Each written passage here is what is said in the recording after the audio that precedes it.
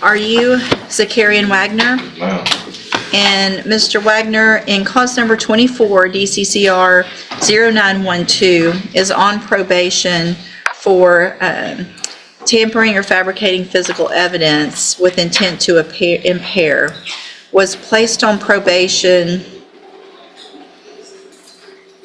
for a term of 10 years, ordered to go to ISF, and then there was a motion to revoke community supervision filed.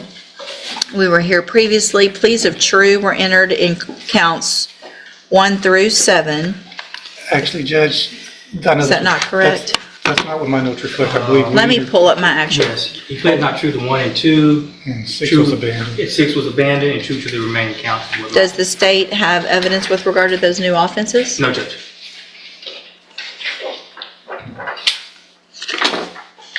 Okay.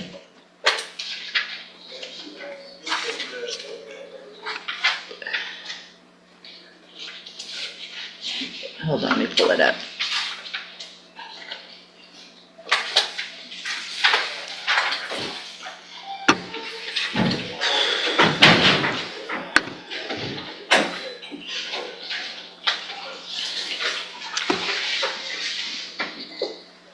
Okay, so the pleas of true, the updated report is not correct. The pleas of true were to counts 3, 4, 5, and 7. That's what my notes That's reflect. correct, Your Honor. Counts 1 and 2 related to Indiana. Indiana cases, and so the state is unable to have evidence with regard to those. Is that correct? Yes, Your Honor. So the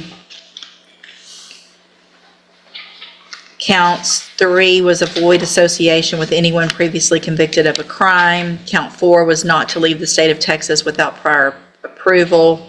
Count 5 failed to report by mail as directed, and count 7 was fees and being behind in fees, correct? Yes, Judge. I have received the updated report, and also I have received jail incident reports. Has everyone had an opportunity to review all of those? We have. The state has, Judge. Are there any additions or corrections to that updated report, other than the pleas of true that I just corrected? No, Your Honor. Not from the state. Okay, Mr. Rojas, you may proceed. Thank you, Judge. Regarding the incident in Indiana, because he did plead true to leaving the county and being in Indiana, he tells me he had previously lived in Indiana. When he moved down to Texas, he left some things in his apartment in Indiana, clothing, furniture, things like that. He had a roommate here in Texas who was moving to Indiana, and at that point he had an opportunity to go back in Indiana with a truck and bring his things back. He should have asked for permission, Judge. He didn't get permission. He just thought he could make a quick trip to Indiana, get his things, and come back. And that at that point, when he was arrested with another person, he tells me the charges against him were never filed. The other person that he was with in Indiana is the one that was charged with those crimes. He's asking to be continued on to probation. And I'll talk about the reporting. He pled true to not reporting to Jefferson County by mail. He tells me he was reporting in person in Orange. He never failed to report in person in Orange. He reported all the times he was supposed to, and I don't see an allegation about that. So I tend to believe that's probably true. He didn't know he had to report to Jefferson County by mail. That's the reason he didn't do. He tells me that's why he didn't do that. Before he was arrested on the motion, he was working construction, doing guardrails on the highway with the Highways Department. Obviously, he lost that job. He says his mother has a friend who has a wood shop. He can get a job doing that if he were allowed to continue probation. He will be living with his mother in Orange, and so he's asking to be continued on probation. He's still a young man, Judge. He's 20 years old. Obviously, he's certainly old enough to know better than to go out and do these things, especially being on probation. But I think he's still young enough to not really understand fully the consequences of what's going to happen to him if he doesn't. I think this has been a wake-up call. He's been in jail since September, I believe. Again, we're asking you to keep him on probation, let this time in jail serve as sanctions, and I don't know what other classes we can give him. He's already been to ISF. But obviously, whatever conditions the court thinks is appropriate, he would follow. So the person that you were with, that you got in trouble with up in Indiana, has a motion to revoke his probation here in Jefferson County too, correct? Mr. Dyer, Jacathan Dyer? Do you know about that? I think that's what he went in for. What? I said, I think that's what he went in for as well. Real quick too, so the allegation of failing to report by mail or online was for May, June, and July. But he had been on probation for several months prior to that. So had he reported online or by mail prior to those dates? He had been in custody waiting to go to ISF, but he had a pending charge in Harris County. So he had to be transported to Harris County, Okay. take care of that, and wait for ISF, then go to ISF. Okay. And what was that, Harris? I don't remember that. Unlawful carrying of a weapon, Judge. What was the outcome of that case? They dismissed it because of us sending him to ISF. Your Honor, just briefly, Judge, the tampering with evidence offense as the defendant pled to is a little misleading in that what he tampered with was a firearm, Judge.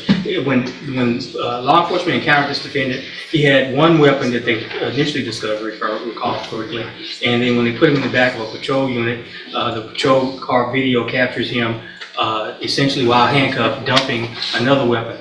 That weapon was outfitted with what was tantamount to a Glock switch. And I say tantamount to a Glock switch because when ATF tested it, it did not meet all of the requirements to be technically a Glock switch. So he dodged a bullet on, well, no pun intended, dodged a bullet on federal charges, Judge, because we were looking at potential federal charges for the Glock switch. So there's two firearms that he was in possession of. Then he's got the unlawful carrying of a weapon in Houston, albeit eventually dismissed. I'd ask the court to take that into consideration. This defendant has an affinity for firearms, and not only firearms, a Glock switch, Judge, you know the damage these Glock switches could do if that was a fully functional Glock switch, Judge. I'd ask that this court revoke this defendant's probation and send him to prison, Judge. And of course, that amount of prison is at the court's discretion. I do understand that he's a youthful offender, but Judge, you know, these youthful offenders with these guns and Glock switches, they're wreaking havoc in our community. And at a certain point, we send a message. I'd ask the court to send a message today, Judge. That's all I have. Thank you, Mr. Coleman. And Ms. Martinez, thank you for being here. Do you have anything to add that's not already in your updated report? No, ma'am. It is hard to supervise someone who almost immediately leaves the state without reporting it or requesting permission. We wouldn't have known he was up there if they hadn't called us to tell us that they were in custody of their jail. I mean, Mr. Wagner, the problem here is that I did with you what I do with a lot of youthful offenders, is we give you that opportunity on probation. I send you to ISF up front so that you have the tools to make better decisions so you can be successful in your probation. So I don't have any other tools because I already did that. And your history, so it's not like you just started getting in trouble once you turned 18 or 19. You've been to TJJD. So you were a youthful offender, so much so that they didn't just put you on probation as a juvenile, you ended up going to TJJD. And it takes a lot, in my opinion, it seems like sometimes, for these minors to be sent there. So you must have really frustrated and done something to end up in juvenile prison. Then you get out and you're doing the same thing, and I don't.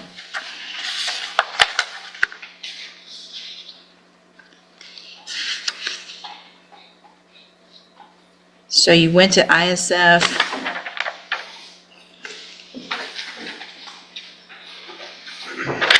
So April 7th, of 25, you get dropped off when you were discharged from the ISF to probation.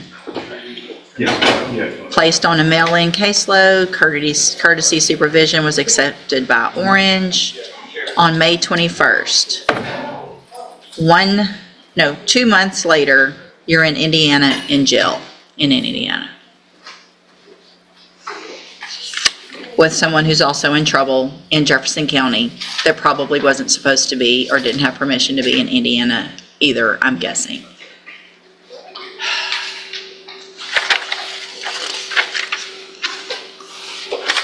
In addition, we have jail incident reports where you prove to me that you don't want to follow anybody's rules. You obviously don't want to follow probations, and you don't want to follow the correctional officers. You are calling names.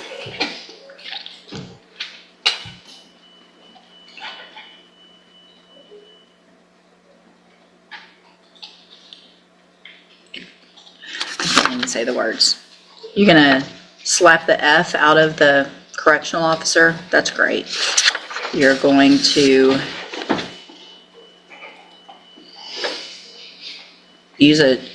everything is just you telling them, I'm going to do this my way. I'm going to shower when I want to shower. I'm going to wear my clothes how I want to wear my clothes. I'm going to tell you to hush when you're talking to me. I'm going to call you names. Here's one even worse. I'm not going to say these words. Yeah. All right. I'm going to find that you entered your pleas of true to counts 3, 4, 5, and 7 freely and voluntarily. This frustrates me so much, Mr. Wagner, because you've given me no chance when I gave you every chance. I have no choice at this point, in my opinion, because you refuse to follow anybody's directions, and that means our community is not safe if you're in it.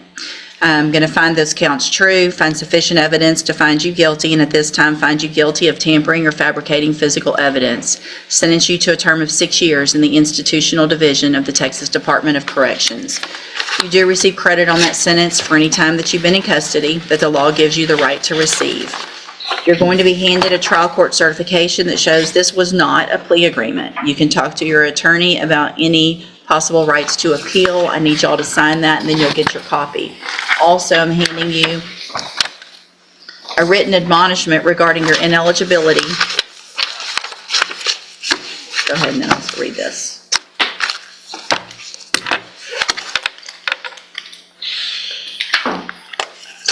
I've also handed you a written admonishment regarding your ineligibility to possess a firearm or ammunition.